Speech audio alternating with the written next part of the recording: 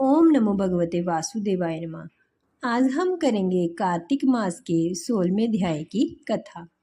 देवऋषि नारद जी बोले कि विष्णु ने जलंधर के नगर में जाकर वृंदा का प्रतिव्रत धर्म को भंग करने का विचार किया।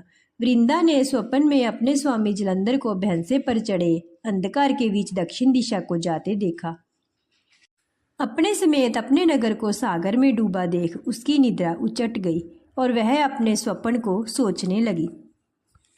सूर्य में छेद व कांतिहीन देखा। इन अशुभ लक्षणों को देख वह रुदन करने लगी। फिर 2 सखियों के साथ बाग में आई।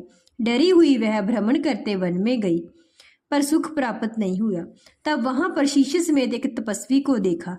फिर राक्षसों के भय से हाथ जोड़कर मुनि से बोली, मैं आपकी शरण हूँ, मेरी रक्षा करो। मुनि ने राक्षसों से बेहल वृंदा को देखकर हुंकार मारकर राक्षसों को भगा। मुनि की हुंकार से भागे हुए राक्षसों को देख वृंदा प्रणाम करके बोली, हे कृपानिधे, स्वामी जलंधर रुद्र के संग युद्ध करने गए हैं, वे कैसे हैं? नारद जी बोले, मुनि वृंदा के वाक्य सुनकर ऊपर को देखने लगे। इतने में ही 2 बंदर मुनि को प्रणाम करके आगे खड़े हो गए। मुनि की भृकुटी का इशारा पाकर वे आकाश को चले गए। फिर थोड़ी देर में आकर सामने खड़े हो गए। जलंधर के सिर और धड़ बंदरों के हाथ में देखकर पति विनाश से दुखी होकर वृंदा मूर्छित हो गई। तब मुनि ने अपने कमंडल का जल छिड़ककर उसकी मूर्छा जगाई। वह अपना मस्तक पति के मस्तक पर रखकर रोने लगी। वृंदा बोली, प्यारे, जो पहले सुख में आप मुझको आनंद देते थे, सो आज क्यों नहीं बोलते हो? विष्णु समेत देवता, गंधर्व तथा त्रिलोकी जीतने वाले आपको आज उस तपस्वी ने कैसे मार दिया? नारद जी बोले, वृंदा उस समय रोकर मुनि से बोली, हे ज्येष्ठ कृपानिधे, आप मेरे पति को जला दो, आप उसे जलाने में समर्थ हैं।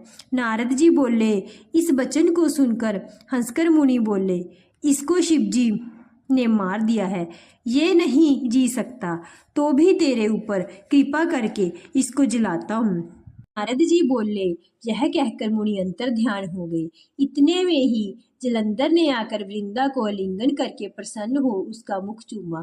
फिर वृंदा भी पति को पाकर प्रसन्न हो गई।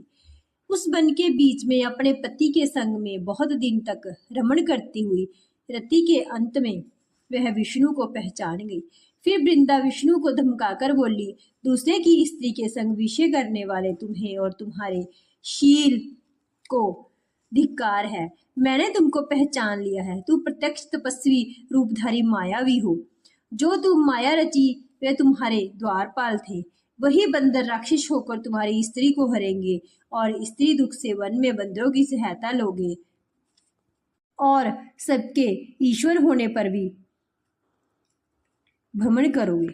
यह कहकर वृंदा विष्णु के समझाने पर चिता बना के अग्नि में प्रविष्ट हो गई। फिर विष्णु वृंदा को स्मरण कर उसकी चिता की रज को लगाते हुए वहीं रहे। मुनियों ने समझाया, वह चित्त शांत ना हुआ। ओम नमो भगवते वासुदेवाय नमः। 16वां अध्याय संपूर्णम। अगर आपको यह कथा अच्छी लगी तो प्लीज़ वीडियो को लाइक शेयर कमेंट करना ना भूलें। साथ में चैनल को सब्सक्राइब भी कर दें।